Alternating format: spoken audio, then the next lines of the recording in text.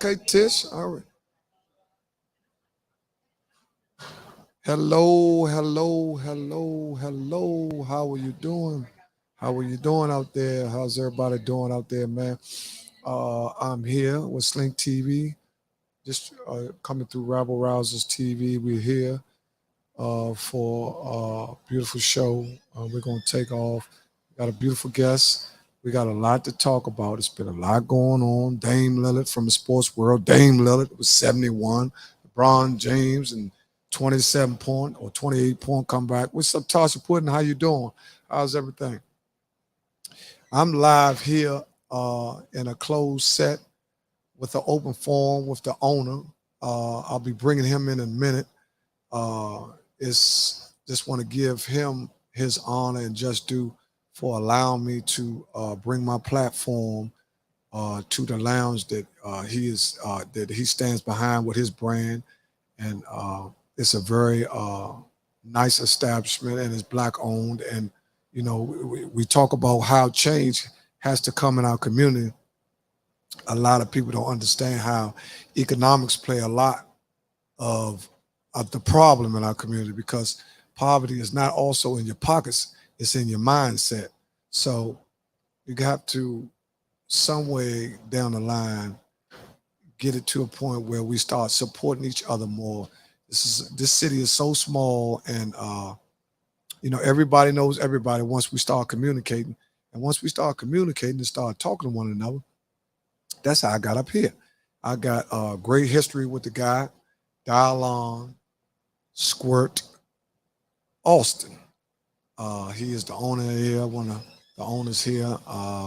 He's embraced me with a chance to bring my platform here, and also he's even double banking it with a live interview of what it takes to get to where he's at and the struggles that he had to get, or where he's coming from, or where he came from, rather. Because you know, everybody sometimes they look at people's success and they don't understand the rocks that was in their shoe that they had to walk with to get to where they were trying to go. So you have to always give people their honor and their just due, man. Honor them while we're here.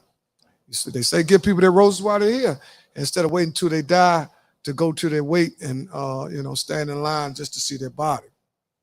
You know, without further ado, I'm gonna bring him in. Let's give a round of applause for the interviewee, Mr. DALION, really, nigga, Squirt ALSTON. Let's give him a round of applause. My engineer is a step behind. He had a long day, had a long week. You know what I'm saying? There's a lot going on, man. Yeah, here we go. We got everything tuned. There it is. The people just came in. You know what I'm saying? How you doing, man? I'm doing great yeah, today. man. I just want to say thank you, man, for allowing me to bring my platform here to share with you, and we can show and grow together, man. I'm so proud of you, man. I'm not going to tell you a story because of the fact that, man, there's so much to talk about. You really can't cover a person like your life in an hour or two. You know what I'm saying? Because there's so much happened from the time that you came from where you came from to how you got here. Right. You know, the people, you know, kind of like, you know, people that look like us, when we see club owners and entrepreneurs and all that, people always think that it's so easy. And everybody always talks about the successes, but they never kind of like share the struggles or the obstacles, or Right. or the bank loans that don't go through, or you know, the checks that bounce, or anything of that nature, to the point to get you to where you get you everything is organized and is running. And even in business, it's valleys and it's highs. You know what I mean? So you know, man. Without further ado, man. And tell the people out there, man, this we live here at Slink TV, 829 Upshur Street, Northwest. This is where the lounge is. We are residing right here, and the interview is being live. Man, I'm just saying, I'm happy to be here, man. I'm happy for you have me here. Man, listen, man. No, I ain't happy. You got me. You got me. It's a blessing that you have me on your platform. You know what I'm saying? Yeah. It's a blessing that that we can build on this platform, that we can share some knowledge that we get, you know. I'm always open to give any advice, any guidance I can get. Yeah. I mean, I can give, for anybody that's trying to do what I'm doing. Right. Right. Yeah. But to be honest, before you even had a lounge, that was your character anyway. You was always giving. You was always helping. You always had it in your heart. Your spirit's been right. Even though in our lives, coming up in Washington, D.C., in a highly drug trafficked area, when we was growing up, drugs and all that was like, it was a big obstacle in our way. And some chose that way, some didn't. We give respect to the guys. They kept straight ahead, man, and went to school and went to college and started businesses and all that. Yeah, I mean that's true, but that wasn't my experience. Yeah. Oh, we're gonna get to your experience. Yeah, we're gonna get to your other side in a second. We're gonna get to see what's going on, see how you really stumbled up down here on 829. You know what I'm saying? Without a doubt. Yeah, but man, what would you say, coming from DC, where did you grow up? Well, I grew up, I grew up in Northeast DC over in public housing called Mayfair Dwelling. For my younger years, I went to junior high school. Then I ended up moving to Southeast, which I can't say it wasn't the projects where I moved from, but I think it was a little step down. Yeah. So you went the housing situation was better, but the surroundings was a little bit worse at that time. A little bit more toxic. Without a doubt. Without a doubt. So I mean that was the beginning, Back then, everything for me was, about school work and, trying to get ahead. When I was young, I always wanted to be an architect. So that's what I done kind of like in high school, amongst other things, Right. So, and then things kind of changed as I got a little older. Right. I went to Anacostia. I went to high school. I went to junior high school, Francis uptown. And then I went to Anacostia for high school. Right. You know what I'm saying? So.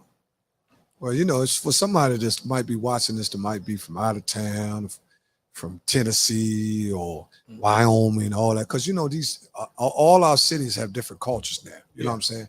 One thing about DC that I always loved is we were very unique in a certain way where we had our own style. Right. Now things are changing now because DC, because of the migration of all other ethnic groups and all that, we kind of like, our style is kind of like, it's like bleaching some jeans. You know what I'm saying? True. Our coffee has gone from black to mocha. You know what I mean? So a lot of stuff has been watered down. And like what me and you were talking about earlier, it's either you succeed or you be a mustard seed. You know what I'm saying? You be no middle ground. Yeah, it's no middle ground. They got that. Well, I guess you know what? It's amazing because they try to show us that in Hollywood, with these shows, a lot of these shows trying to fit haves and have-nots. Yeah. You know what I'm saying? Yeah. That's how it is. DC is definitely a situation now where you either have or you don't. Like you either at the bottom or you at the top. There's no middle ground, whereas though when we kind of grew up, like I grew up in a single family home with my mom, she always worked my whole life. You know what I'm saying? I chose to go a different way when I was still in my teens when I started doing, other things outside of just going to school. Right. But back then it still was a middle ground as far as like a middle class in the city. Right. But now it's not. You either have or you don't. Right. It's a lot of people we know we grew up with.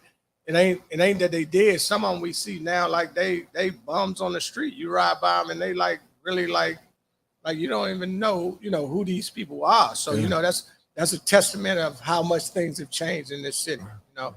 That was something of the past. When we grew up, we never saw that. Like I never seen my mom's friends that were homeless or, like bums on the street. Or a 20-year-old bum. Yeah.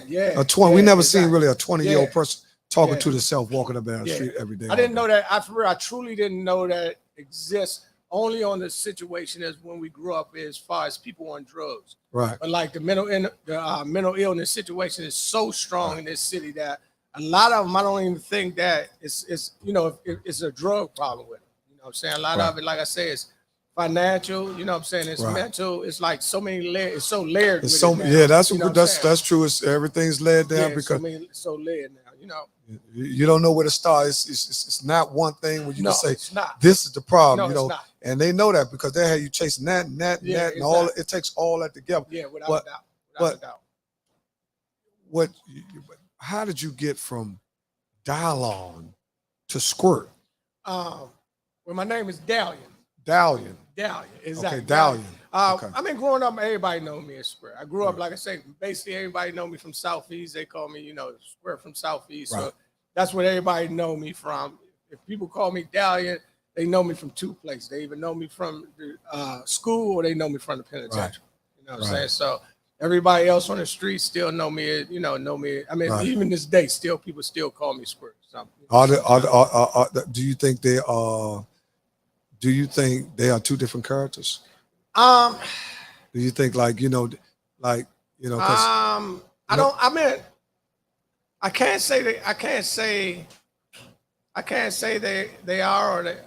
I don't really see it myself. Maybe somebody else can say it. Right. Okay. I never really played a role growing up. You know what I'm saying? Like some people played a role growing up, and I think people still nowadays play a role growing up in the street. They play something that they're not. I never played a role, so I don't know how to play nothing but DALION. You know what I'm saying? Right. I don't know how to play Squirt and then right. But I think some people do. Like some people have a persona of being a certain way, and some people have a persona of being a different way. That's a good point. That's a good point. I don't really. I never could separate the two. You know what I'm saying? Right. So I don't. Yeah. I mean, most people that probably say Squirt, they're gonna say a different persona because they're gonna equate that from me being in the streets. Right. You know what I'm saying? That's so what I was called. That's what I was. They're gonna equate that. But as far as my characteristics myself, I'm gonna say no. But as far as them, if they say Squirt, I mean, most of them would say, "Oh, it's Squirt from the streets or Squirt from Southeast." So if you say that, then those are definitely two different people. I was talking. Those are definitely two different. I was. You know why why I asked that? I was talking to a dude today, right?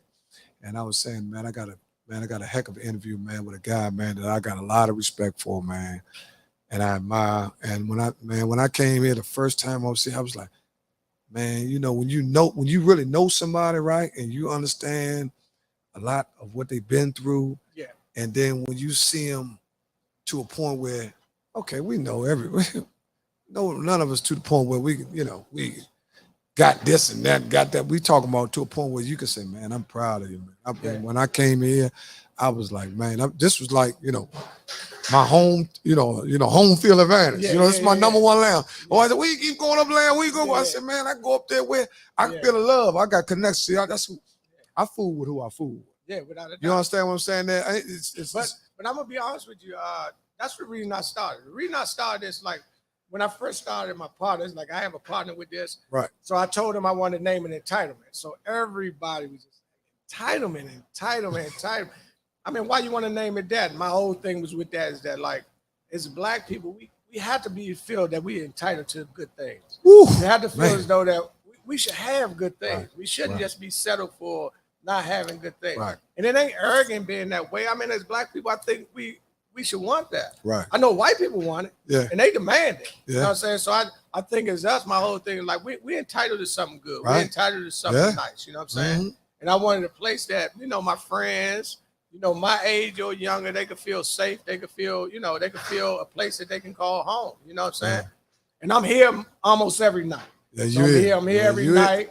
I'm shaking hands. I'm kissing babies. I'm doing everything that's going to take to try to make it a success. Listen, you're people. Listen, I'm gonna tell you something. People all the time. When I do this, they say, "Man, you good, man, you do." And then I go watch other people, right?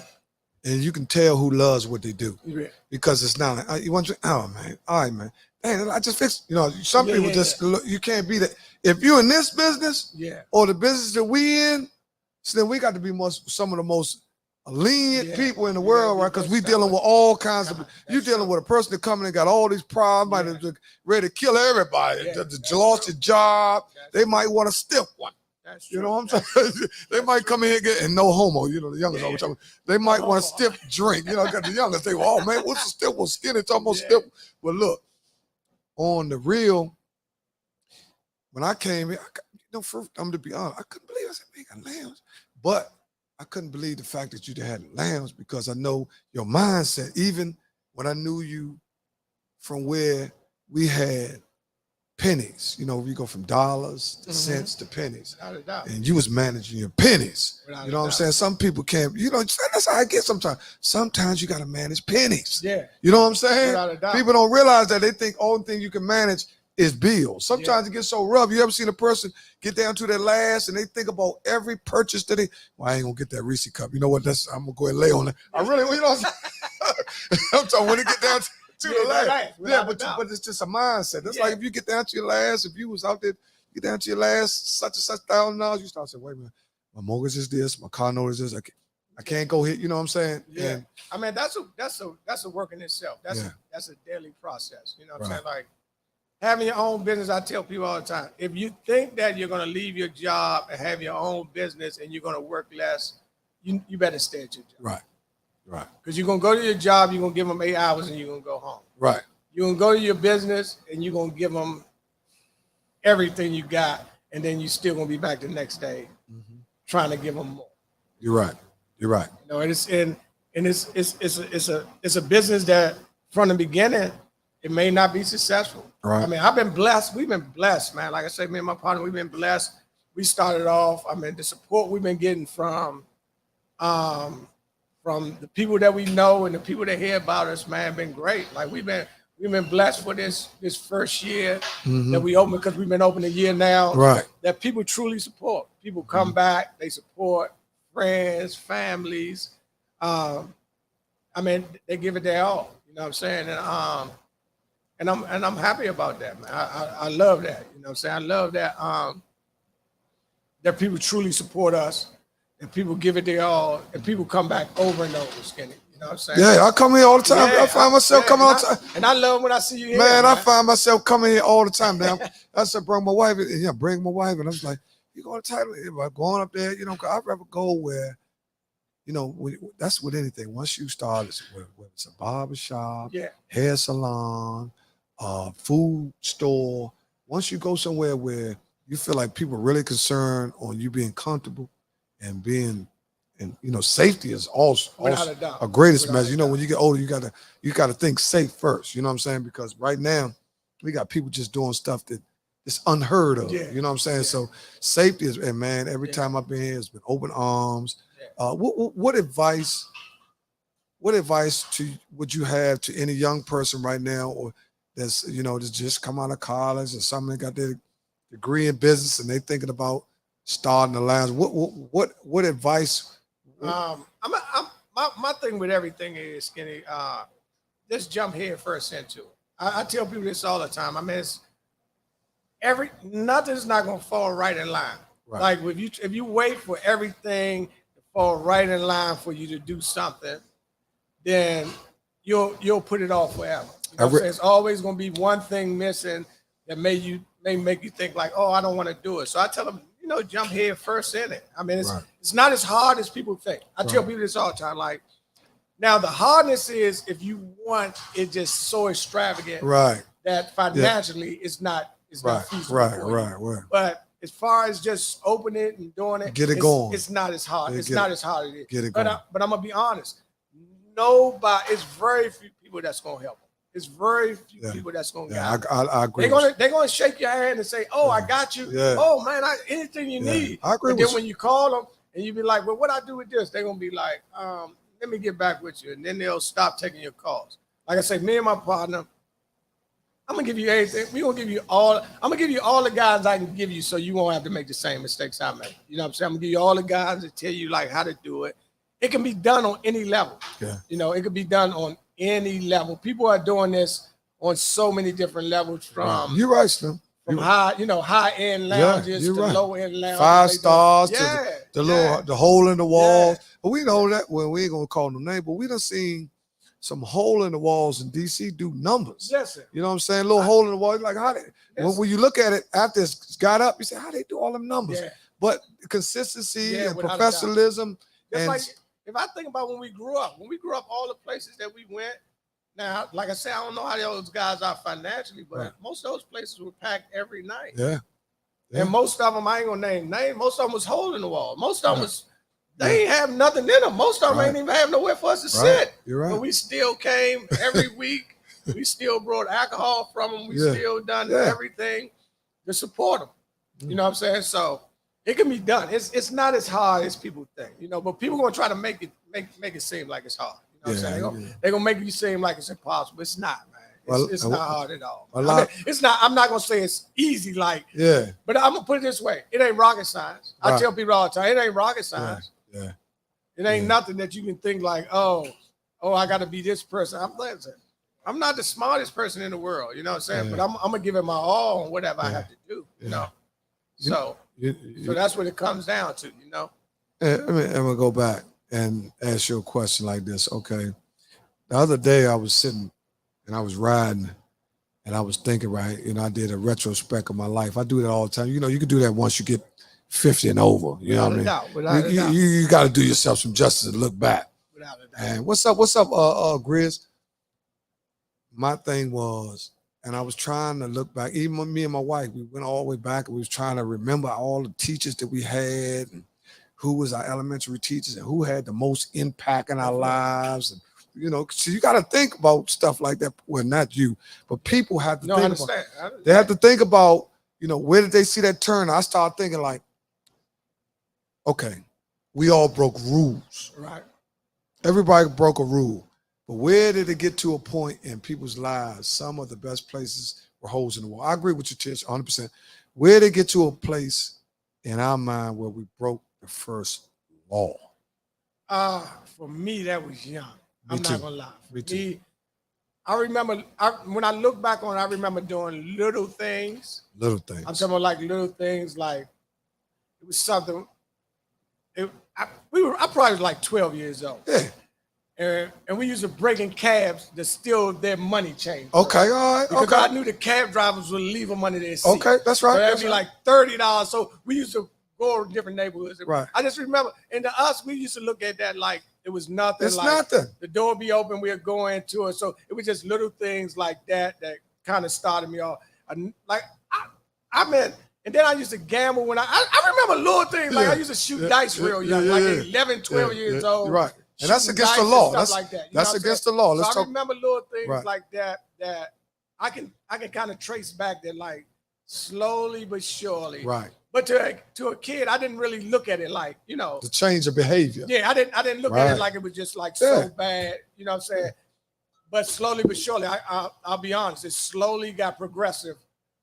Year by year got progressive of the things that I would do. Well, it's a certain feeling you get. Yeah. It's a certain feeling you get with a thrill anyway. But see, the sad part, I mean, I think about this all the time with me. Like when I see movies now and I see people talking, they always talk about, they start talking about like, I like the lifestyle, right? Right. I'm gonna be honest, I ain't really enjoy the streets. You know what I'm saying? Like I used to chase money. Like my whole thing was about financial sides of it. Right. Like just like hanging in the streets, like when people be like, like I love the hood. I was like, I never really liked the hood that much. You know what I'm saying? I used to like getting money in the hood. I used to, but as far as being, I used to like to go places that were outside, outside of that. Well, you had a business, you had a business mindset back then. So I look at that like, for me, it was never a situation when I was doing everything with me. It was about when I was young. I mean, it was two things. Like when I was young too, I used to steal too. When I was young. Then that's the first law, bro. I go in stores. That's the first. There you go. Steal. Well, I didn't go that far. You stole garments. Yeah, without. You went. What did you stole? Man, you stole garments. I ain't get that far stealing. I would go up Georgetown and you went to Georgetown and stole. Man, you went to you. You can steal, and if you stole, I just stole candy. No, I wasn't even that good though. You know what I'm saying? I read for real. I wasn't. Like when I look back on it, I really say like it's just when you want something, you'll do something that like it wasn't even the logical thing. Like 14 years old, I know they had to be looking at it like I know he really don't have no money in here to be buying stuff. Right. But I keep going in his dressing room trying on stuff, and I keep walking out this door with these people. With these folks. But them cameras they got today, we'll not get nowhere. No. It's different now. Well, you better not walk out the corner store with a bag of chips. Yeah. They gonna have you on Channel 5 News. They not playing with that. You know? It's different but now. Back then, so I did see the progression, you know what I'm saying? And then once I have to be honest, once I got 16, I was just fully in the streets. Yeah. At 16, I was fully selling drugs. Right. So it wasn't no turning back. At 16, when you were 16 years old, that was 80. What's that? 80, 83. 83. Yeah. Yeah, it had to be in the 80s because I graduated from high school in 1982, and I wasn't. I graduated 86. Yeah, I wasn't. You graduated same year as my wife. My wife graduated 86, Yeah. so I wasn't fully, And then back then, it's different now because if you look at how the whole system has changed over from how we used to have to actually go in and fill an application out, and now everything's done online. I mean, everything's progressed to that point. But I'm gonna tell you what the crazy part is, though. Like, young, I had a job young, and I always worked even when I was doing wrong. I did too. I worked even when I was, because like I said, it was different for me. Like I was in the streets, but my mother still could boss me around like I was a little goddamn child. She'd still tell me what to do at 16, but I still was in the streets. Like, yeah, you living two lives. Fully in the streets. You know what I'm saying? So, so that was an oxymoron in itself. I look back now, like I look back at my life when I came out of, I done 15 and a half years in prison. So I came out of prison and I look back how people thought I was much older than I was when, like, people was my age and they was like, how old are you? I was like, I'm the same goddamn age you are. What you mean, how old I am? Yeah. So I look back on that now to see that even though then I thought I was a grown because I acquired things, but I still didn't have the mentality of an adult. Yeah. You know what I'm saying? Yeah. And then back then the sad part was too, like the adults, I don't even know if they had the intellect as far as to guide me, but nobody was there. Nobody was there to guide me as far as, even when I was doing wrong, nobody was there to guide me doing wrong. Right. Everything for me was trial and error. Yeah. Everything for me was trial and error, from doing wrong to, ain't nobody tell me like how to start a business. Like when I was young, I remember somebody had a bar, right? Mm-hmm. And they were telling everybody that you had to buy a liquor license was like $300,000. Mm-hmm. And a liquor license number $1,500 a year, man. Yeah, well, there's a lot of misleading information given back then to mislead. Exactly. To people. They were doing that on purpose. That's the sad part about it. Like the sad part about it, that even the few blacks that had little things, they wasn't even trying to guide you into doing anything. You know what I'm saying? So, now I don't know. I mean, at one point, like I say, probably, in the 80s, DC was the murder capital. So maybe the adults were a little afraid of the younger generation. I don't know if that was a situation or why it wasn't getting any guidance on it. You know what I'm saying? But they were taking that money though. They had no problem taking that money. It's always a question about DC about what was the best decade. Some people say the 80s, some people say the 90s, some people say the 70s. It's all about when you benefited from that decade will be your opinion. You know what I'm saying? Because you got a lot of people like, you have to be a certain age to live in 2 or 3 decades. You know what I'm saying? Like us, we lived in 2 or 3. So like we did, we were kids through the heroin epidemic in the 70s, because the epidemic of heroin in DC started in the 70s, where a lot of people come home from the military and all that. And see, I'm telling people, me and my wife sit back a lot of times, and a lot of this stuff that people watch on TV now, they're showing you different things, but people are so caught up into certain parts of it, but they're not watching the little tips that they give you, like bump it or Harlem. They showing you when they transferred over from smack to cocaine, how they ease the cocaine into the community, because cocaine really was too expensive for the average person in African American. We just couldn't afford. That was considered movie stars. That was something that's they looked down on you. Exactly. Right. So smack was something, that they was pushing on there because it really was trying to destroy us. Yeah. To that fact, they didn't know that other thing was coming, man. And by the time Bass hit, Bass destroyed a whole maybe 20 years of production in our community, probably from the late 80s all the way to, well, I'm not gonna say it's over, but the epidemic is gone to the point where you make money from drugs through epidemics. Yeah. You know what I'm saying? So everything is feasible now.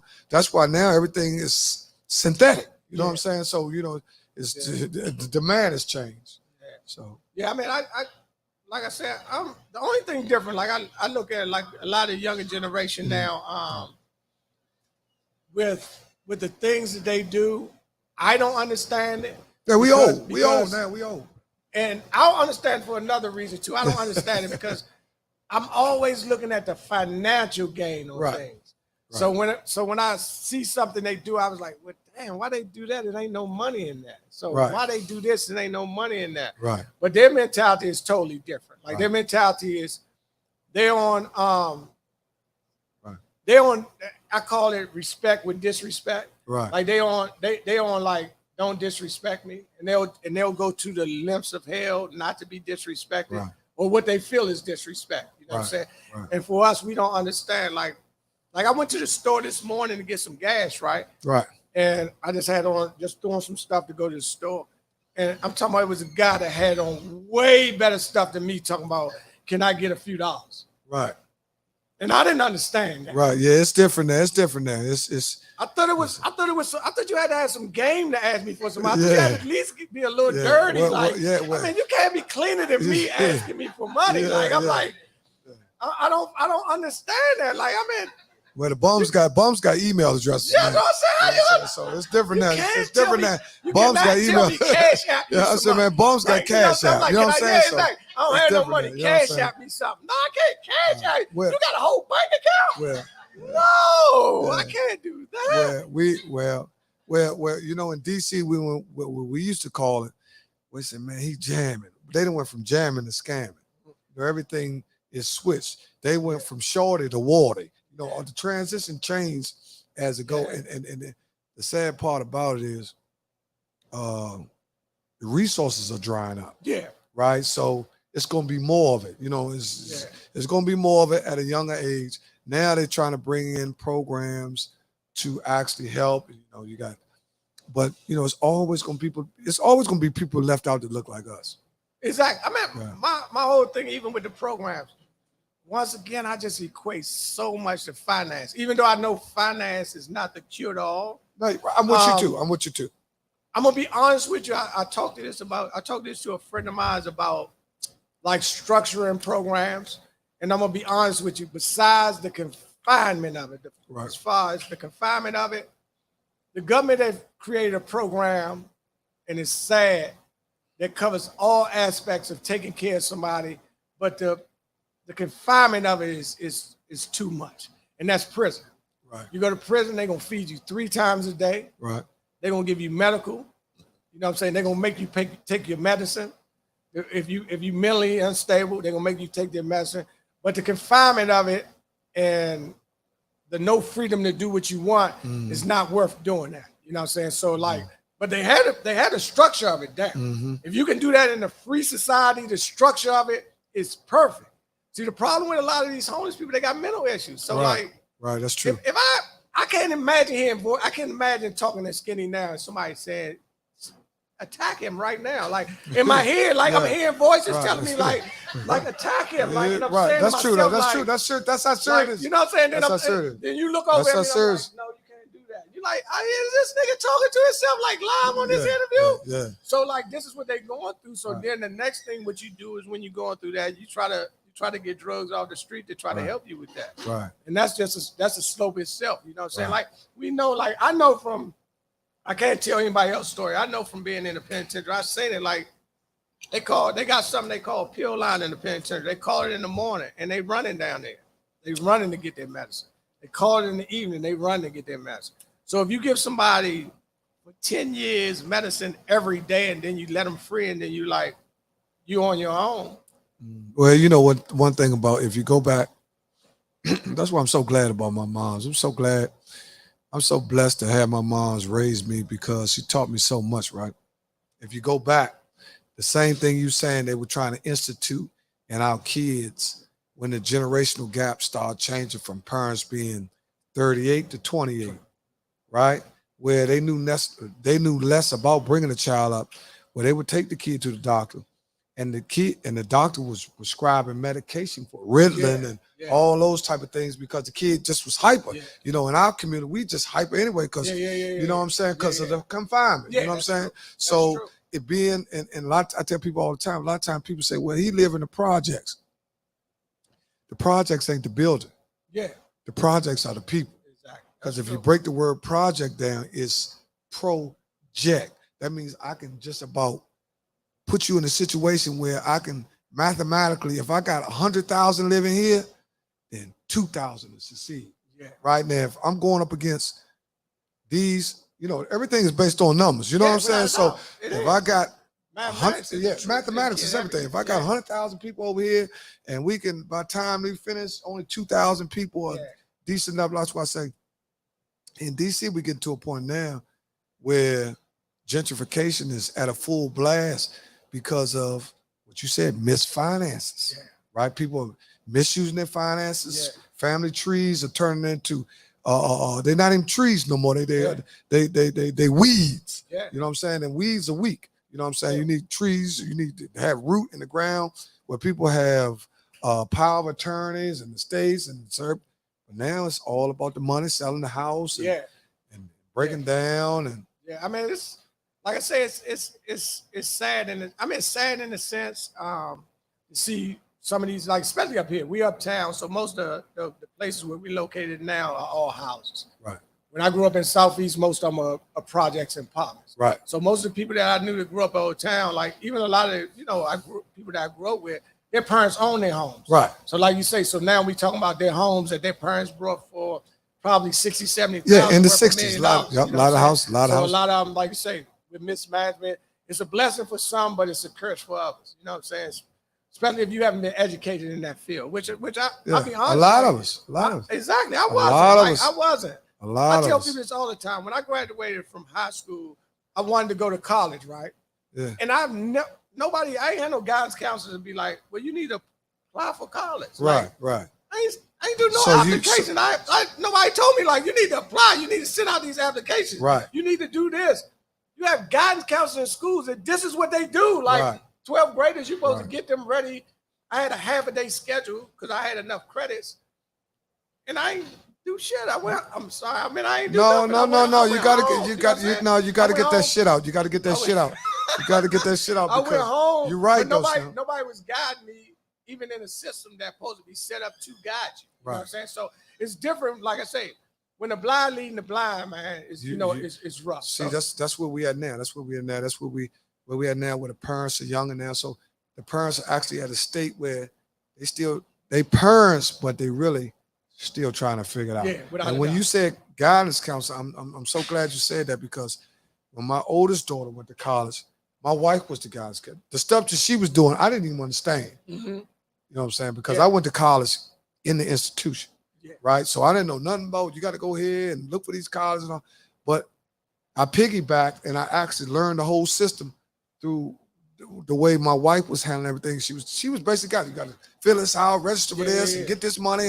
And like you're saying, the disconnect between, if you ain't got no guidance, it's got to be the parent or somebody. No, it has to. You know, it's got to be some auntie or something. But see, with a lot of families, like even to this day, like certain people, like even now, like they first generation people that's going to college. So like their parents don't know what to do. They so don't, like it's like they like, you know, they like, you tell them like, oh, your daughter fill out your application. She like, applications, like, don't they do that? Yeah. Because in actuality, for real, schools are like, if your child's an athlete, they're gonna make sure. Yeah, they're gonna make sure. They're gonna make sure that they apply for the colleges they're supposed to apply for. They're gonna make sure everything is taken care of. But if they not, like, their whole mentality is that they probably like, I went to, like, my mother was so mad. I went to Francis for junior high school. Okay. So everybody went to Francis automatically could go to Wilson. Okay, Wilson, yeah. So Wilson back then, in the 80s, was like one of the best. Still the best. It's the best public school. So like, is Wilson the best? Wilson considered the best. Yeah. So my mother was so mad that I was like, I wanted to go to Dunbar because my cousin went to Dunbar. Yeah, and the girls too. So I had to get special permission to go to Dunbar. Right. But my school was Anacostia, right down the street from where I lived at. Right. So I said, okay, I'm gonna go to Anacostia till I get transferred. So I went to Anacostia the first day. I was like, oh shit, this ain't school. Like, they was doing what they want. Yeah. It was streets. I told my mother, this I'm not going nowhere. Like, this is what, as a child, you see no order. Right. You like, oh, I want this. Yeah. And I'm halfway in. I want this. Yeah, I like this. It's attractive. Yeah, like Yeah, then I come from Francis, that was a structured school where we ain't going out for lunch. We going to class. The principal know everybody. Right. So I got a little more education than down at a cost. So I was like, oh, this is lovely right here. This is everything. And that was the worst. That was the worst thing I ever should have done. And not saying it wouldn't have changed me from doing wrong. Oh, you say you could have if I so you said Wilson, I still would have done the same thing. Well, they could. I would have done the same thing. You would have been a little bit more polished. It would have been different. You would have been a little bit more polished. I know, and that might would have been worse. Right. That might would have been a little worse. Yeah. Rico instead of Rico instead of. So you saying Rico instead of what you got? A little more education. Yeah. That 21 might have been 60. Yeah, Rico instead of distribution. Yeah, you're right, but right. Yeah, you're right. You know what? We go back all the time, and a lot of times people, I tell people all the time, they need to always retrospect their life, right? People need to always, at all times, be able to go back in your own life and stop worrying about what everybody else doing. That's the best thing for you to do, is to know yourself. Yeah. Right? So you can understand, where the guard, how to make the curves, how to straighten out. I know where I fall short at, right? I know I'm not so great technically, because we didn't grow up in this generation, but that's still not an excuse for us not to learn something. Yeah. Right? But you'll take a young kid that's growing up in the tech age, and they can tell us more about it. Yeah. Just because this is the way they be. It's their culture. Yeah, exactly. And they'll be asking what they would. They know all the. They know how to edit a story, but they want to know when they were doing back then and when they were selling. They want to know all about what you were doing. You know what I'm saying? So it's. I mean, when I watch, I watch my daughter. How's your daughter? She's 14. 14? Yeah, my daughter 14. Man, you got a 14-year-old? Yeah. You know what? You got a soft heart. I don't know how soft it's gonna be in a minute. She's 14. It need to harden up a little bit. It need to harden up. She's 14. You know what I'm saying? She's 14. I love her to death. Daughters are hard, man. Something just happened recently. Daughters are hard. I looked through her phone. I had to get her phone fixed, so I looked through her phone, and I called her mother. I was like, "What is this?" So her mother you need to talk to her. I'm like, can you talk to her? I was lost with it. What did they have? A bunch of these, Joe? It was man. It was some boys in there. I didn't really understand that. 14. Yeah. So her mother well, what you was doing at 14? No, we're not gonna talk about what I was doing at 14. If I was saw that at 14, then we talking about a whole nother conversation. Right, you know what I'm saying? No. Right. I didn't see that, but I didn't want to see what I saw. Yeah. So so her mother talked to her, but it's still with them. I have an argument with my 14-year-old daughter about things that because she see on the internet, a lot of things they see on the internet they take for they think it's law. I'm talking about I have to argue with her about stuff that she'll see something about somebody. She'll be like, "Dad, he's a pedophile." I'll be like, "What are you talking about?" Barack Obama is not a pedophile, but it was on the internet. No, what are you talking about? That is not true. Right. You know what I'm saying? So you have to argue with them about things they see as far as on there, and they'll take it to heart. You know what I'm saying? They'll take it to mean everything. You know what I'm saying? So yeah. So go ahead. So you talk about that's that with having a 14-year-old. I never I had her when I came home from I ain't gonna call it a vacation because wasn't nothing. No, it wasn't nothing about that vacation. I don't know. Anybody tell you that, they borderline dumb. There wasn't no vacation. You know. Okay, let me ask you this. What was some of the most immoral things about prison that I hear a lot of people say? To me, I'm gonna be honest. I'm gonna just give my own experience was the worst thing they could have did, and I think this is part of what they do to dehumanize you. You have to strip, and you have to take all your clothes off. Yeah. And you have to, as a man, you have to bend over. Yeah. And you got to cough, and you got another man who you don't know where his thoughts are at. Just because he got a uniform on, don't mean he following the rules. We all see that. Yeah. So you have to get to a point where, and you got to do this over and over and over. I mean, the sad part about that is that after you do it so much, like if you can do something so bad, so much that it becomes normal. It becomes normal. And you'll do it in front of anybody and don't care. Yeah. Like it could be, they tell you strip and you looking like, okay. Yeah. Like, but I'm gonna tell you what's something that I think was one of the worst things ever. Sometimes when they transfer you from jail to jail, you have to get in new clothes. So they'll give you old drawers.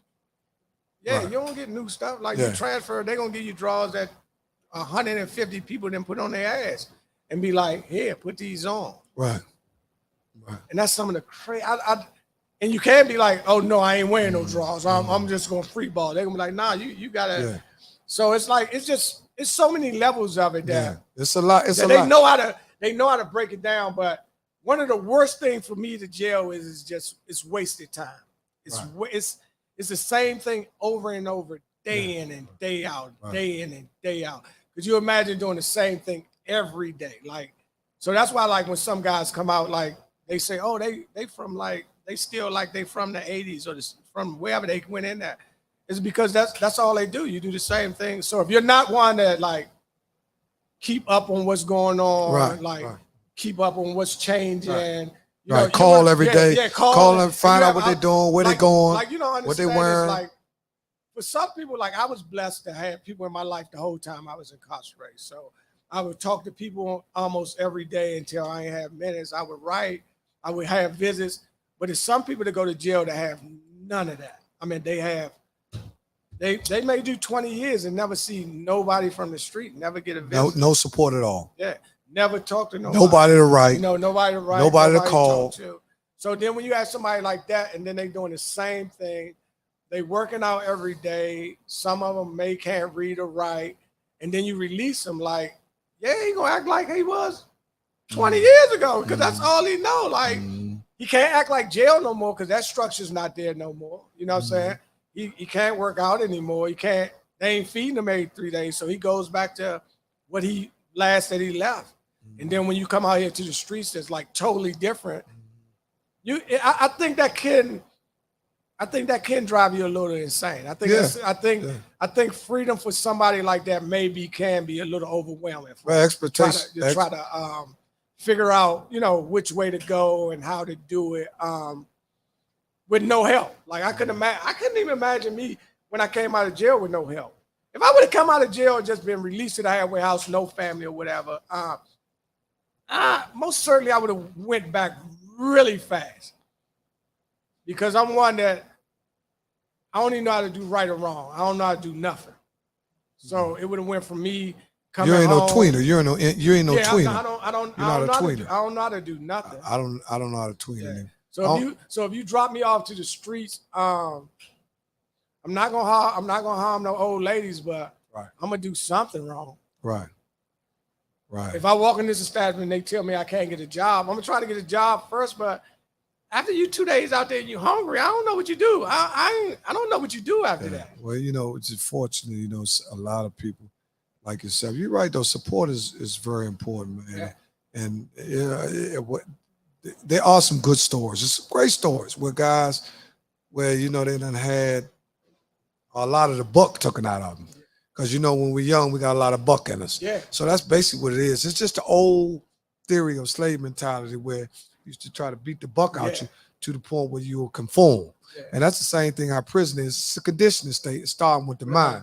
So if I can get your mind, I can get your body. Everything unfolds. It's like one of them chairs you got on the front porch that unfold. Like one of them, it fold up real good and you put, that's how they try to do the mind as far as with somebody that don't want to cooperate. Yeah, somebody don't want to cooperate. No, they masters that. Yeah, they masters that. Yeah, somebody don't want to cooperate. I mean, I'm gonna tell you a story that happened to me when I first went to jail. That's sad, man.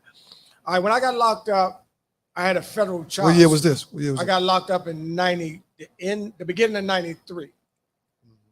So, in the 92. I was already locked up. So I was over to jail with a lot of guys that was like on conspiracy charges, facing a lot of time.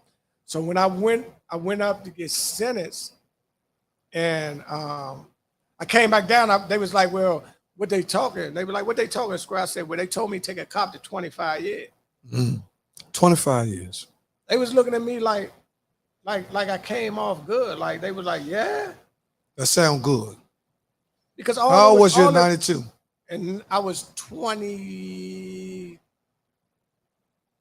23. So you saying 24, 25 years, knock off the 85% of 20 years, you could have came home with 40. If something happened, that's what they tell you. Go ahead and ride, just submit your whole 20s. Yeah. And I never like I said, I done wrong. For some reason, when I grew up too, once I got in the street, I was fascinated with guns. For some reason, I don't know what that was about. Because that wasn't my thing. Like as far as like robbing and shooting, that wasn't my thing. But I was fascinated with guns. And the crazy part was at the time, I bought a house real young at like 18. So I was living in Maryland, which once again, a child state of mind. I was living in Maryland. I could have brought legal guns. I was living in Maryland with no record. I could have brought legal guns. Right. I had all illegal guns. Right. So my first few charges was like possession of handguns, which is crazy because back then it wasn't nothing but a fine. Possession of an unregistered handgun. Right. Because they were illegal to have. Right. You know what I'm saying? So Plus those were my first charges.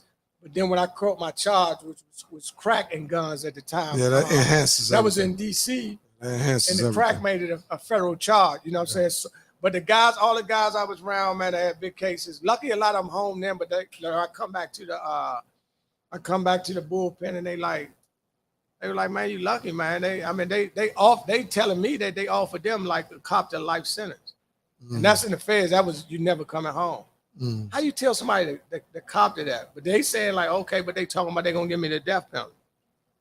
So my young mind state, I conditioned my mind to think that it was lucky that I was getting this time. Yeah. Man, you sound like me, man. I think we got the same story. I conditioned my mind to say that 25 to 21 years was going to be enough. And I went to trial and got found guilty, and they gave me 21 and a half years. First time I've been to the penitentiary. That was my first time I was incarcerated. My first offense, the only other offense I had was misdemeanor gun charge. I had 2 misdemeanor gun charges, possession without a registration. But I'm going to tell you something. This people don't, this is something. A lot of people might not miss. They don't miss, man. It's something about that system, man. They know us better than we know ourselves.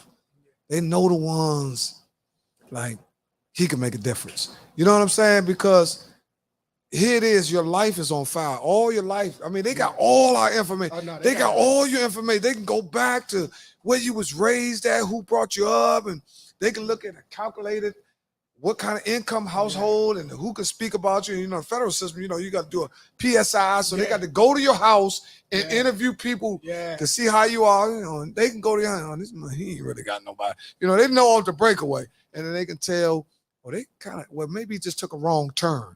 They can kind of like look at your family and get some kind where they are loving family. They just, you know, under finance. You know what I'm saying? Because finance ain't everything. Love can push you through a lot of stuff too. You know what I'm saying? It's a combination. You know, because like I said, I was blessed, man. I was blessed. I'm gonna say not blessed through my trials and tribulations through jail, but as far as having family and friends there, as far as me going through the time I had. My mom came to visit me almost everywhere I went, besides when I was real far and I told her not to come. Like I was in Oxford, Wisconsin. I didn't even know. I've never even heard of Oxford. Some of the mamas, man. There's somebody, the mamas, you can't tell them, mom. Nah. Man, you could tell your mama, man, I'm good, mom. I say you good. You good when I see you, boy. You know what I'm saying? That's because that's how my mother was. And I got 2 sisters. I got 2 older sisters. And they're like, Mom, you going down there every week? We'll see him. Yeah. She's like, look, that's my boy. You know what I'm saying? See, look, and I'm my only child. So, so you even got, woo. Yes, that was another thing, you know, with her being her only child. But it's like I said, it was the word. I'll be honest. I tell people this all the time, man. With jail, it's just wasted time. It's wasted. It's time that you're supposed to be productive that they take away that you can't get back. It ain't nothing you can do that's gonna get it back. Ain't nothing financially you're gonna do. If you make 20 million, you'll say, "Oh, I was gone 15 years. I could have made 100 million." But check this out. This out. Let me ask you this question. At the state of where we at in DC now, you know, homicides are back up and all that. Now, me personally, you know, if we exes, we definitely can't ride the broom on nobody. Yeah, but I'm gonna say this: I think prison sometimes can save a dude. Sometimes, if you're on a crash course, and if he's doing something to the point that he might get some luck. Now, don't get me wrong, but you got some dudes that's so out of control, Slim. Nobody can reach them, right? You don't think 120 months, because sometimes you got to see men to learn how to be a man. You know what I'm saying? But I think it would. I mean, it just depends, man. It just depends. I told my uncle that one time when I went to jail. I told my uncle that when I first went to jail and I got to the feds, I told him, I said, man, I said, it's a blessing that I got locked up because I think I would have got killed, right? Right. Even though I wasn't in the street. Right. And he was like, don't ever say that again. Right. And his reasoning was, there's other avenues you could take that would have been more of a blessing than locking you up for 20 Right. Right. You know? So, like I say, it's right. And then I'm be honest with you. People die in jail. It ain't like oh yeah, you're right. That guarantee, yeah. Like, oh, yeah, like you're gonna do 120 and you're gonna get a college yeah. degree and all that. Exactly. No, I agree with you. I agree with you. It ain't sure that you're gonna come out of there. But not even saying we're killing, like, yeah, but people die. You just die. You know what I'm saying? That just happened. That's even bad for me to even think. Yeah, no, but I understand. It's bad for me to think like that. I understand the concept of it, but it's just for me. I put it this way: I wouldn't want to do a life sentence in jail. No. I'd rather die than do a life sentence in jail. I'd rather die than never. I don't want to suffer and die. Don't make me suffer and die. But if they say I could just instantly die or do a life in jail, now anybody that wants to live that life in jail, I don't want it. And I hear rappers rap all that. Oh no, we're not gonna. Rather to be alive than not. No. Yeah, you know they say it. It's for me. It's wasted time. Like it's wasted time. It's no. My best day in jail, my worst day on the street been way better. Yeah, that's true. My best day. Well, you know more now. I mean, it's like I said, it's the same thing. Oh man, people make the best. I think as humans, we're gonna make the best of our environment. We're gonna make the best of what we can do. You know what I'm saying? Right. So I think we condition ourselves in prison to make the best out of it. But for me, it was just like I said, it was wasted time. I mean, I still think, and I really feel sorry. Like I say, I'm not the smartest person in the world. So when you see somebody in jail that's like real intelligent, real sharp, and then you look at them and you see the potential in them, you be like, damn, boy, this is a wasted time. Like I see so many guys with life sentences. I'm like, this is something that the world need to, be a part of, but they're never going to be a part of it again. You know what I'm saying? They're never going to, the skills that they have or the things that they could give back, they're never going to be a part of it. They're never even going to guide any people anymore. I mean, they're never going to be, it's going to be a wasted time. I'm a so. You better than me. I mean, that's better. You better than me, man.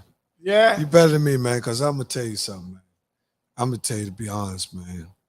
The path that I was on, I wouldn't have made it. I think sometimes we can get a redirection and it might be not what we're looking for. I got you. But it be just what we need. No, I know. Listen. Yeah, because see, I was on a crash course, right? Because not what I was doing, just the effect of what I was doing. I understand that. One thing about them streets coming, they're gonna close. Yeah. They're gonna start closing in, and you got guys, man. Like now, you got some of the best guys losing their lives. Yeah. No, but I'll be honest with you. Like,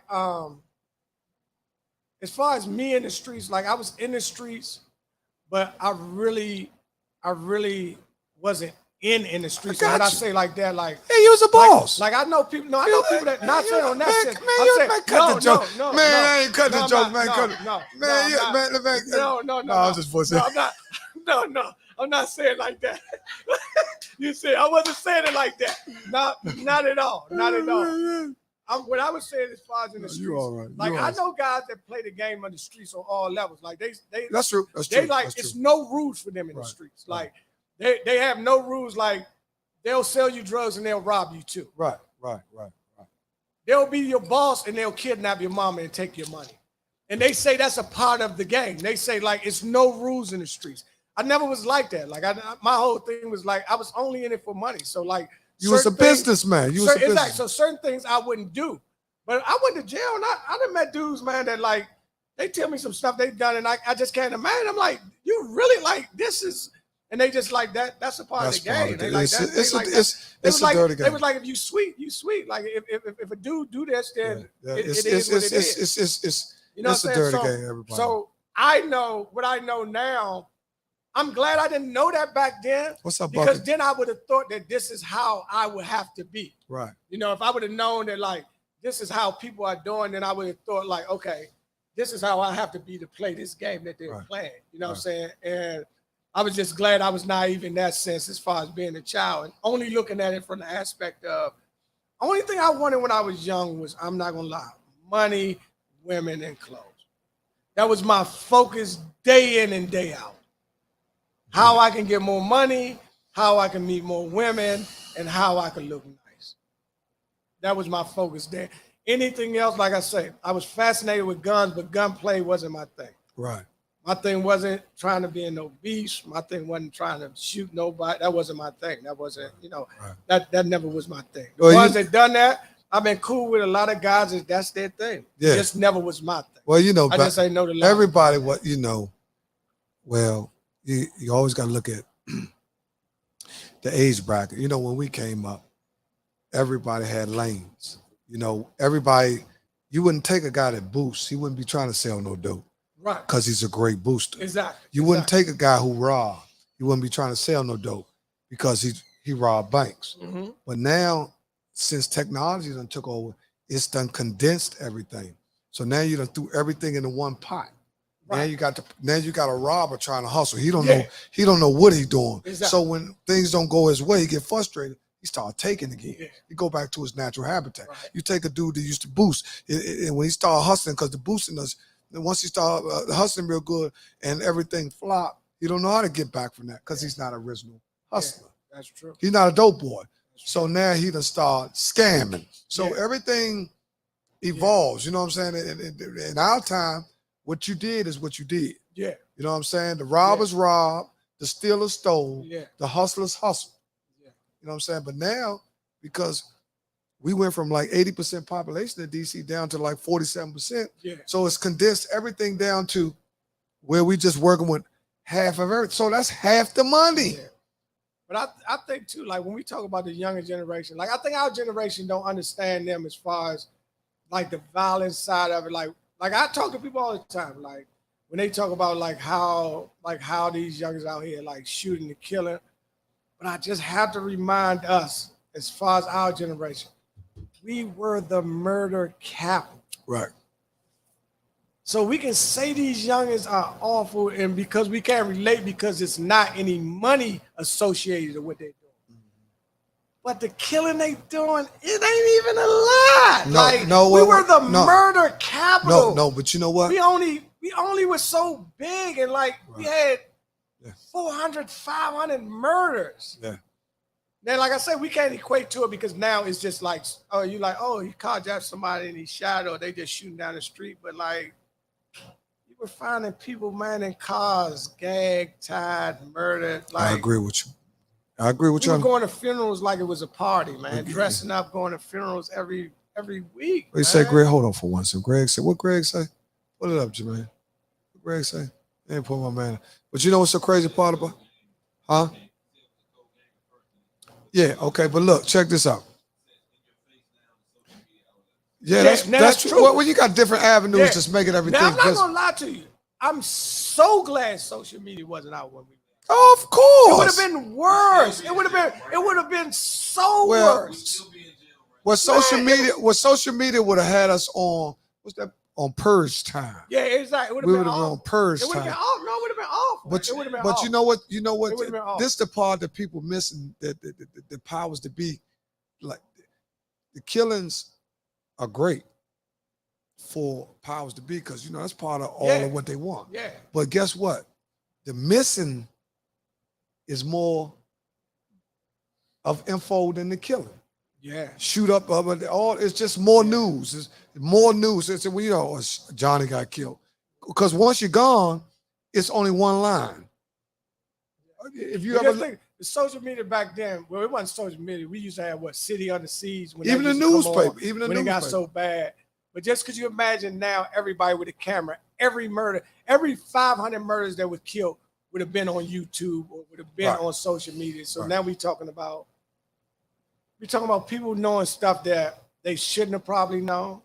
Then you have guys like how they do now, going on social media saying, "Yeah, I killed you," saying I killed your man. Come see me. Like it would have been awful, man. It would have been the worst thing we could have. But one thing for sure, federal government, when they wouldn't have played, they would have came and locked up everybody like they done. They have no problem locking up a whole generation. But now they don't have to lock them up because, see, now they don't have no really place to put them, so they don't mind the shooting and killing. But I'm telling you this, if you go in the Washington Post or you go into any newspaper and you look at an article, look at who got murdered, it's going to be 2 lines. Look at who got shot, it's going to be 4 or 5 lines. A murder charge, a murder going to be, no, it's just going to be, it's over. It's no more to talk about, you know what I'm saying? But a shooting, it's going to be oh man, ran past Mr. Donuts and shot 8 times and blah, blah, blah, and blah, blah, blah. But if you look at who got murdered, such and such was slain, blah, blah, drug related. That's all they was doing back in the day. They was just saying it was drug related. It wasn't no long articles. And then whoever, you know. But see, that's why I think too, that's why I think we can, our generation kind of understand it.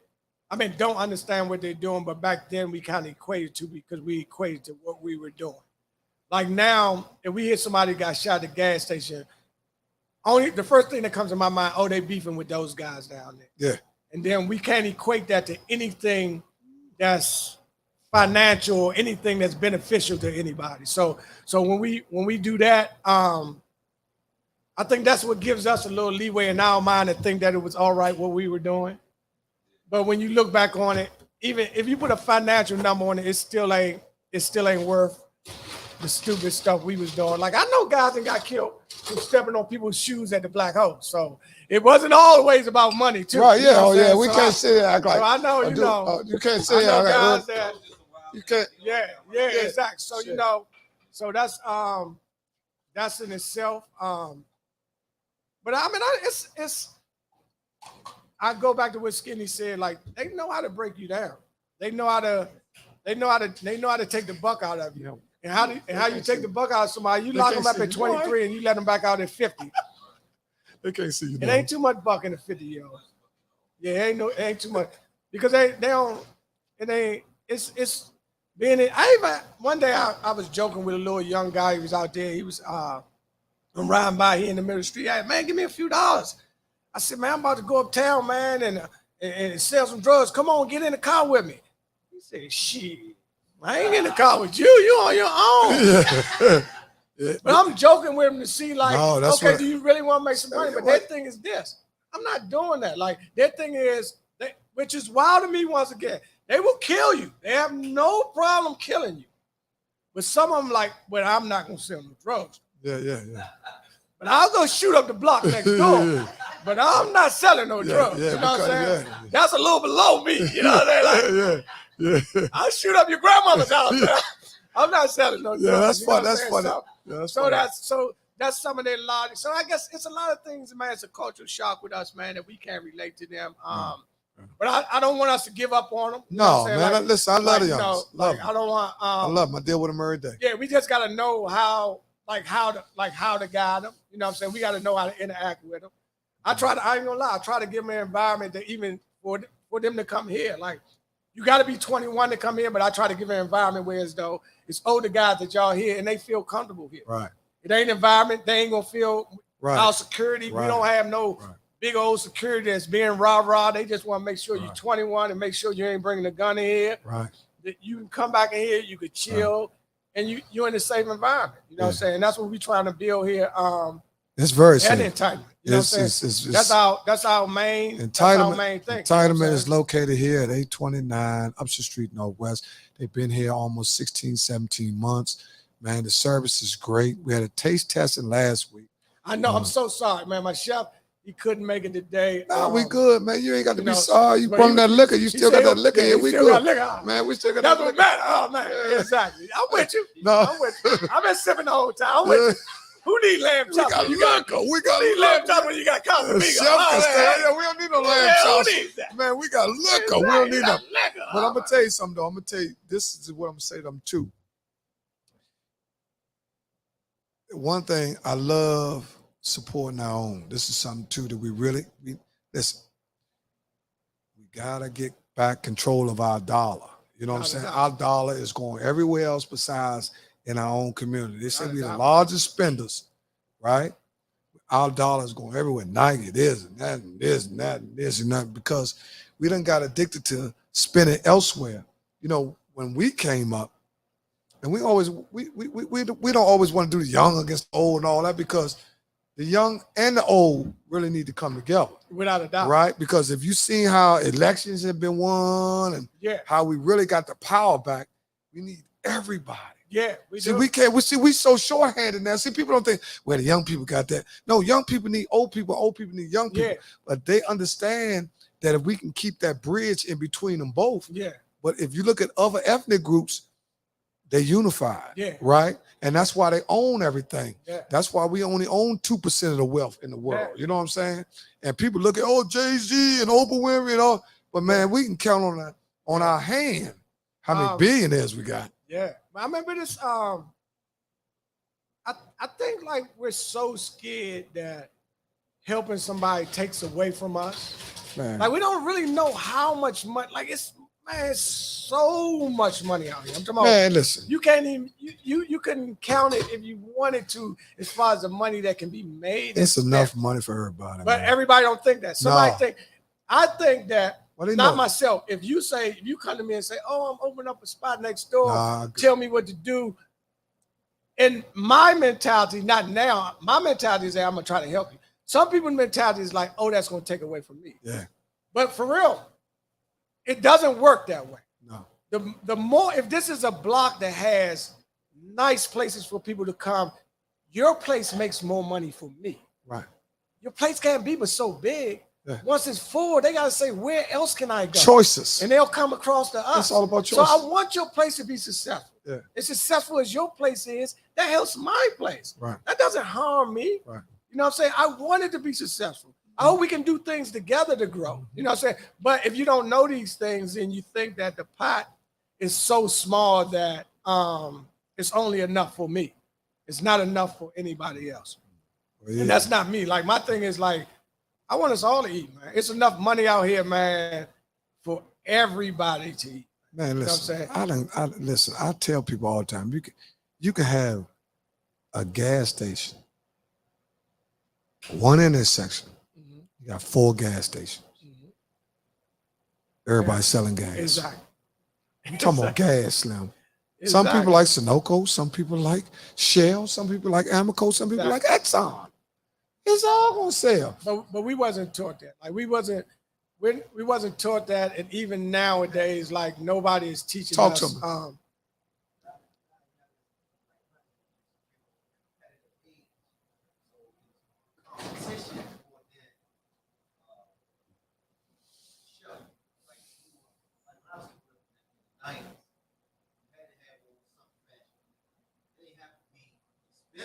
Right.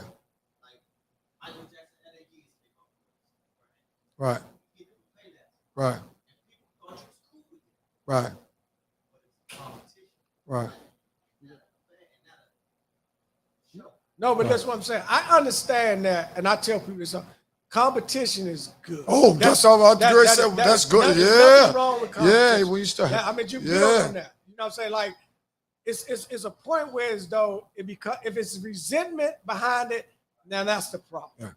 But you having nice things and me seeing you have nice things and then me wanting to outdo you, long as I'm not bringing harm to you, that ups my game. Right. I'm happy about that. Yeah. I love competition. That brings that ups my game. You it's know awareness. It's awareness. But when the resentment comes in, then you may want to do harm. Or sabotage. You know what I'm saying? So listen, I ain't gonna lie. I'm not gonna say no names, right? And they'll sabotage too. I had another business. I had another event center in Maryland at one time. Right? Hold on for 1 second. Okay. Take me a 2-minute break. And we're going to come back before you go into the event center. Event center. We're going to take a 2-minute break, and we're going to come back and we're going to talk about the other business. So y'all can get the notepads and pens out, because I know y'all writing all this stuff down, because this dude know what he's talking about. So we're going to talk about good competitiveness, not envy and hate. See, we done flipped it. You got to watch what emotions you attach to where your thinking is. You know what I'm saying?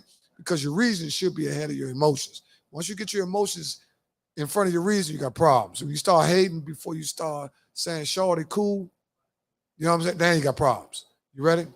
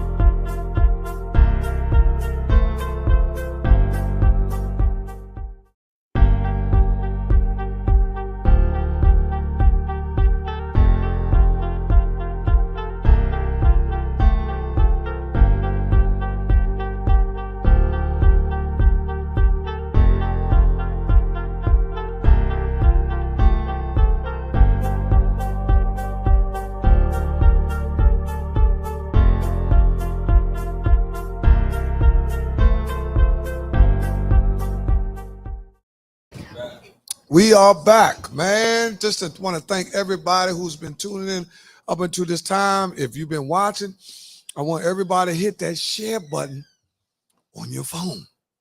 Hit that share button, like and subscribe to Slink TV and Rabble Rousers. We got a lot of events coming up. Man, I got a guy just let me dance and let me do my tap toe. He done let me put my tap shoes on. Man, to be honest, you know, me and Squirt never knew each other. We never knew each other, right? And I knew of him. He didn't know of me. Translation, he was getting more money than me.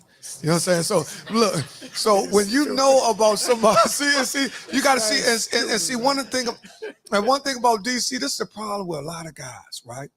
In DC, people don't know the rule of thumb. You got 4s, you got 3s, you got 2s, and you got 1s. I try to explain this all the time. Some 2s are just as valuable as 1s because a lot of 1s don't want everybody to know they're number 1s. You understand what I'm saying? So I've been a 2 and a 1, right? So when you're young, you start off, you're a 4. You don't know what you're doing. You ain't made no way. You're still trying to learn the rules. You're trying to find guys that's going to teach you stuff and all that. So you're a 4. It's just like when you get a government job. You can't be a 15 off the top. No. You got to work to that point. Everything is a process. And this is what people don't understand. When you get a business, they say the average minority business fails in 5 years. Yeah. You know what I'm saying? I had a business. I got a business. I got a podcast. I work. You know, and you got to do whatever you need to do. Now, my podcast has got me staying out, you know, past hours that I usually like to stay.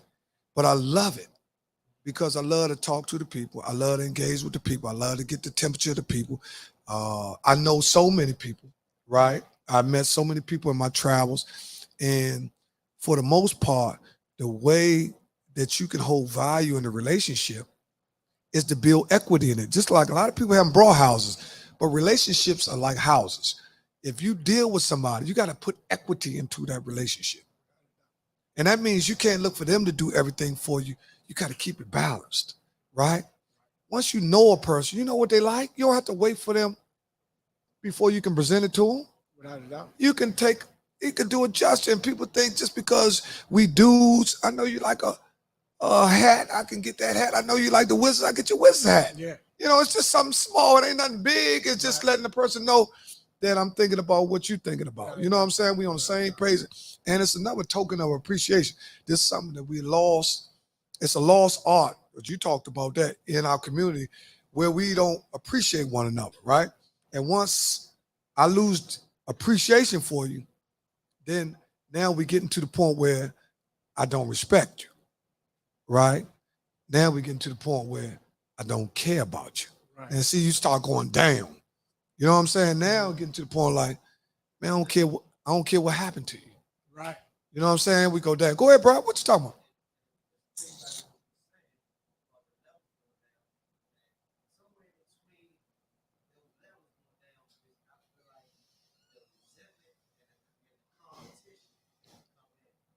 Yeah.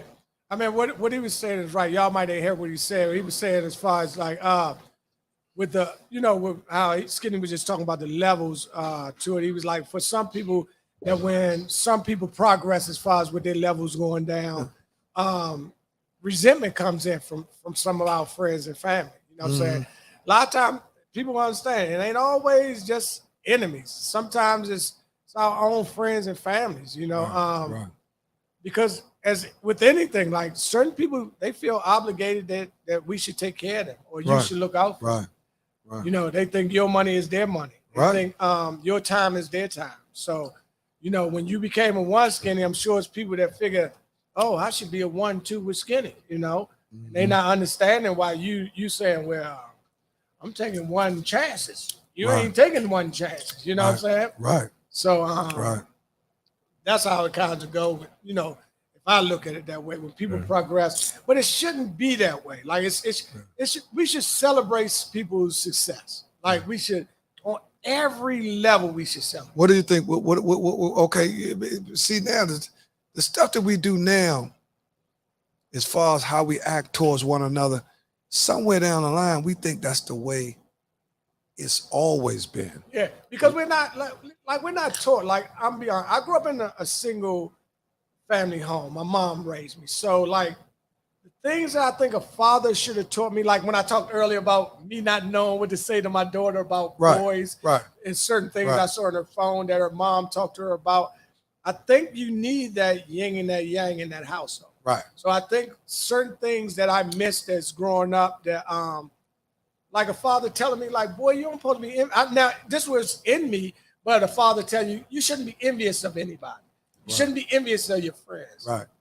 Not saying all women are, but women have that kind of back and forth with women. You know what I'm saying? Like they go at each other way harder than men do.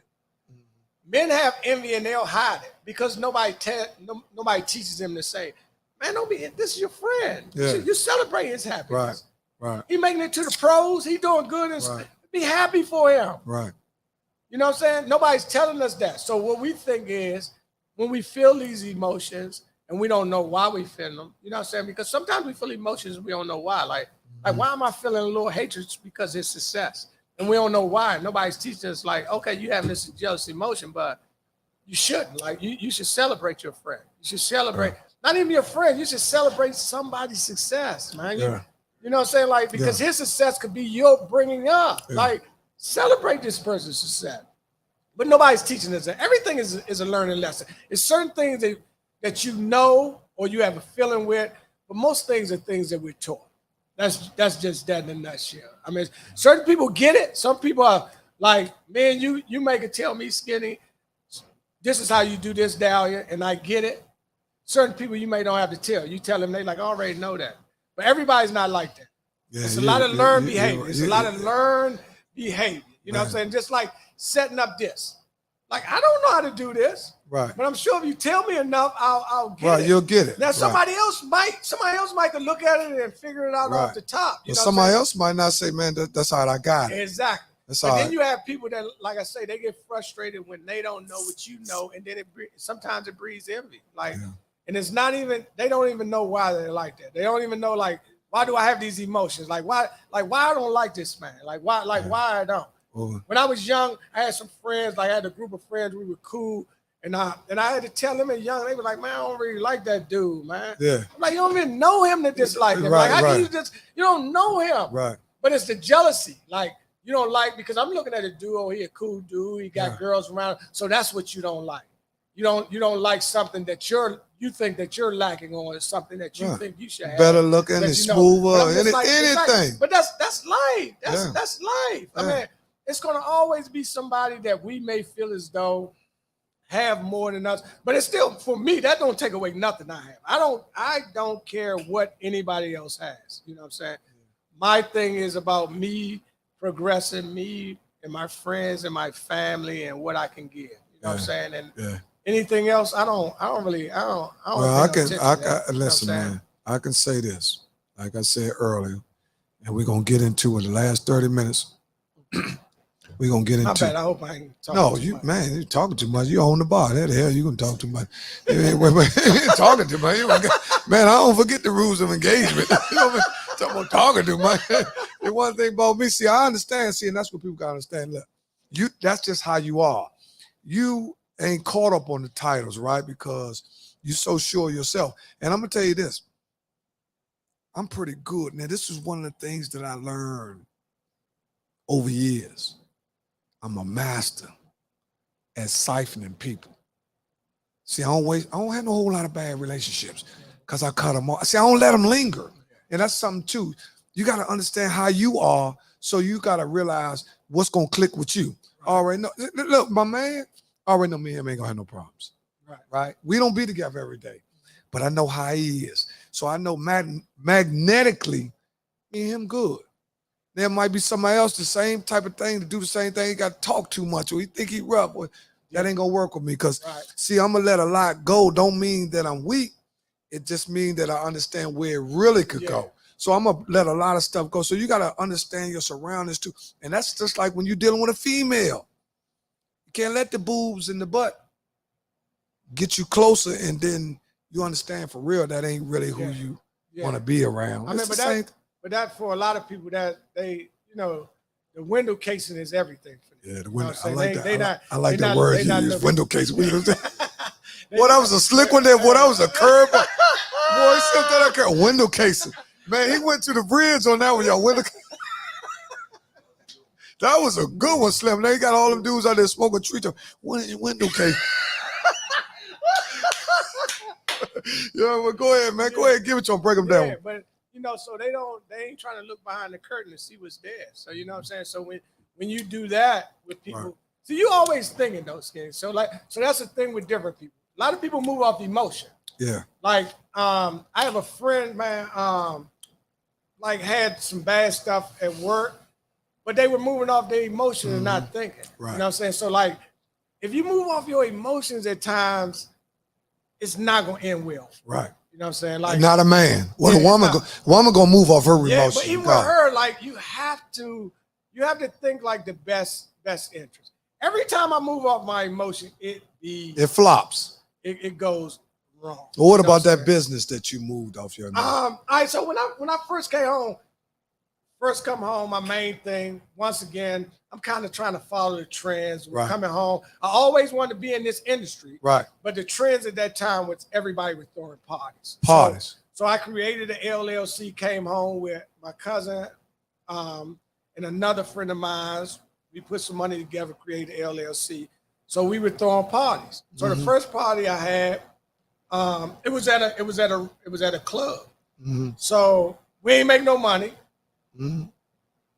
But we ain't lose no money. So I was like, okay. Okay. Second party we done, same thing. But my mentality at that time was just like, the club is making money because it's jam-packed, but somebody's making. I'm not making any money. Right. You know what I'm saying? I know it's what you feel. I know. So for me, that was a business that I know my cousin and my man there may be a little upset with me on that because they kind of lost money on that venture as far as it being a success. Because I got out of it, I was just saying like I wanted to move on to. It didn't take you long to realize that wasn't working. Yeah, behind the thing, but when I first came home, my whole thing is about I don't have no problem just jumping in. And certain things didn't work. I was selling clothes at one time when I first came home. What kind of clothes you were selling? Oh yeah. Anything they had. Up and down, right? Yeah, I was trying to sell it, but it was too much work. Even like a lot of work. Even though a few years ago I was selling hair, like whatever they tell me to do, I was getting hair from India. I was getting it from India. I was selling it. Well, you're a hustler.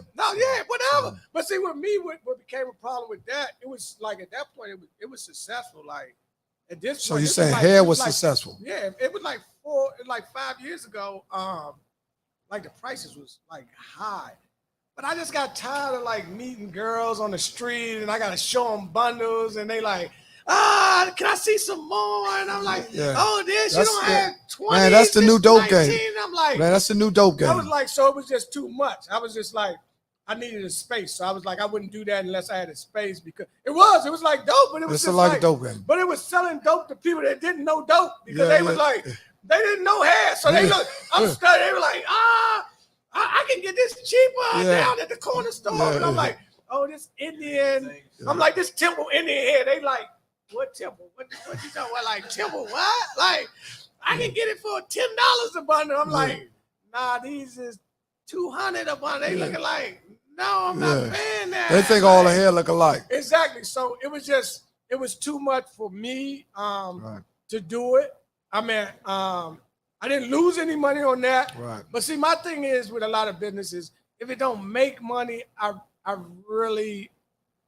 kind of back out on it. And I had to learn that that's not the best way because a lot of businesses don't be successful in the first few years. But for me, it was that was too much work for the money. It's like this with me. If I do the math as far as saying, okay, I've spent 10 hours on this and I only made $50. So those two flop business. The both hair and the club. Yeah, and then I had this didn't flop. Once again, none of them. None of them flop. But I'm saying they wasn't successful. Okay, they wasn't successful. Right. I had a tag and title business too. Right. You can come. So you in get your Maryland. tags and title. You get your tag and title for your car. I heard about that. In Maryland, and I was gonna say, I'm gonna come over there. I said, I know what it got, because you my man. I said, man, the dude told me, I said, because I was asking, I said, man, you see Slim, because I don't get people, man, you ain't on. I said, I'm gonna pop up on it, right? Talking to my man Styles. I told Styles, he said, Styles, all of us, we the same nerve. And by you being, and that's another thing too. This is another thing too. This is why I don't knock prison like that. Some of my greatest relationships with guys, it seemed like they might have been over here. Yeah. And I was over here. Yeah. It seemed like somehow because man, Slim, me and you from two different sides of the two. And when we met, I knew you was a good dude. Now, I will say that about prison. I will say that about in prison. It was like I've had guys that I've been like warring with on the streets. Like I said, that's not my thing, but being in the streets back then, you did have conflict. So it was guys that I was warring with on the street and in the penitentiary, we were cool. Mm-hmm. And I still have friends to this day. They don't understand it. Like they really don't understand. Yeah, but you grow out of certain friendships. Exactly. So so I understand that. When I was young, I didn't really do guys a lot. And when I say that, no homo, like guys say, but my whole relationships were around females. Like I had a core guys that I grew up with that I could trust with my life. And those are the only ones I kind of deal with. And then another thing, I came from Southeast. So for a lot of people like uptown and different places, they ain't really deal with Southeast guys like that. But I kind of moved a little different. So a lot of them would deal with me. But a lot of relationships I built as far as men have been in prison. Well, you don't have, I got a lot of good guys that man, some of my best guys that I have been through that series, they were from Southeast, where you hear stuff about people, right? But people got to realize a lot of times it's their own personality that track BS. Yeah. Now you might track the worst of Southeast. Yeah. Then when me and you, I'm like, man, I knew who you was. Like I said, I knew who you was, but you didn't know who I was. But see, again, too, that's kids. I mean, when I speak on that of an 18-year-old or 19-year-old. Yeah. The mentality of that level was like kind of like territorial as far as where you grew up at and where you hung and that's what's going on now. That we got exactly. We got but like I say, that's children. But as a grown man, we know like especially like most of us didn't own none of that property over there. So saying you from Southeast, only no, they just watching the territory. They ain't even repping the property. They repping the hood. Exactly. So, like I tell my daughter all the time, like, you from Maryland?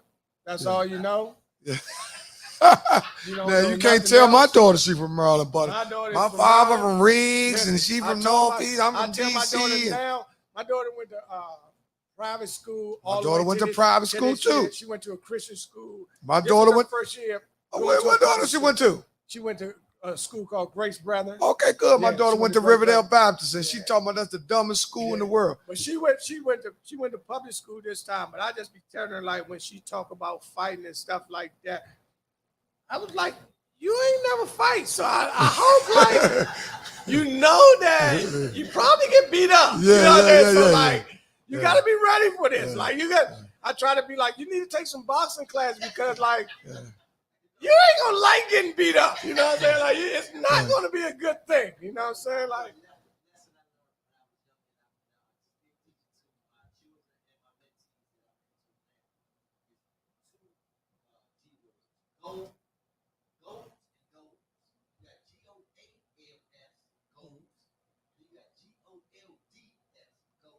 right. Right. Yeah. Right. Yeah. But these kids. If you did take boxing and you was on the track team, you better know how to run. Yeah. I try to. My daughter, what she said is, I'm just gonna get the first lick in, Daddy. I said, that's not gonna work good for you. I'll tell you like that. Yeah. You should hope you get the last one. Because Because the first one is not going to be the best one if you ain't got no more licks to give. You know what I'm saying? So I try to tell her that. Hey. And then you ain't had no fight, and you 14 years old already. I don't think it's time to start fighting. I think, you better try dance or something else. You know what I'm saying? Like my she man. like volleyball. I'm like, stick with that. That sounds like a good sport. You know what I'm saying? Like my man grandfather used to say, you rather be a running chicken than a dead duck. No, boy. So you got to sometimes understand that running is cool. So long, you know what I'm saying? Running is cooler than a black eye or a shot in the back. I tried to get her a track. I thought she wouldn't need it. And she keep talking about fighting. I was like, and long distance. Like, you can't do that sprinting and stuff. You got to make it home, baby. You know what I'm saying? She got to get all the way home. That's good. Yeah, that's good, man. You can't say my daddy from South Beach. They don't even know me in South Beach no more. I've been gone a long time. They're like, I don't know your daddy. Man, that's good. The kids of the day, they don't understand that you're actually trying to do the best for them. Yeah, Look, without a doubt. listen, man. This has been a great interview, Slim. Man, thank you. Really, Man. this is you part had me on one. your show, Listen, man, this is our show. It's our show, man. You done put me in a position, man, where I can win. Man, you open the doors. You was like, what you want to do? You ain't critique it. You ain't control it. You just open up the doors, man. Without a doubt. I love it, man. We'll be back next Monday. We're not gonna do part 2 because my man too busy. But go ahead and kill it, man. We're going out, and thanks everybody for tuning in. Thank y'all for having me. Thank y'all for having us.